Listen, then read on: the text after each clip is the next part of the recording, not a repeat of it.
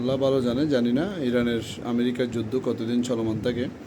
আরব রাষ্ট্রগুলো যদি ধ্বংস হয়ে যায়, ইরান যদি হরমুজ প্রণালী বন্ধ করে দেয়, তাহলে আমাদের যেই কাঁচামালগুলো আসে বিদ্যুতের বা তেলের যেই র মেটেরিয়ালগুলো আসে, সেগুলো যদি কোনো কারণে আসতে না পারে, তাহলে আমরা বাংলাদেশ সহ অনেক রাষ্ট্র বিপর্যয়ের সম্মুখীন হয়ে যাবে।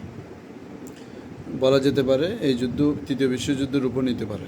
জানি না, এটা আল্লাহ পাকে ভালো জানে। অনেক আলেম ওলামারা গবেষণা করে সেটাই ইঙ্গিত দিচ্ছে, হতেও পারে, আল্লাহ ভালো জানেন। যদি হয়ে যায়, আমাদের কিছু প্রিপারেশন প্রস্তুতি নিয়ে দরকার। হয়তো আমরা মারা যাব, এটা ঠিক আছে, কিন্তু যারা বেঁচে থাকবে তাদের জন্য কিছু উপকার প্রয়োজন। সেটা হচ্ছে গ্রাম কেন্দ্রিক কিছু করা, এই গাছপালা লাগানো, এগুলো অনেক দিন আগে থেকে বলে আসা। এটা একটা জ্বালানি হবে। আপনি যদি গ্যাস না পান, আপনি রান্না কোথায় করবেন? আপনি যদি ইলেকট্রিসিটি না পান, আপনি বসবাস করতে থাকবেন, আপনি পানি কোথায় পাবেন? সেজন্য গ্রাম কেন্দ্রিক এই বিষয়গুলো আমাদের খুবই যত্ন সহকারে দেখা উচিত।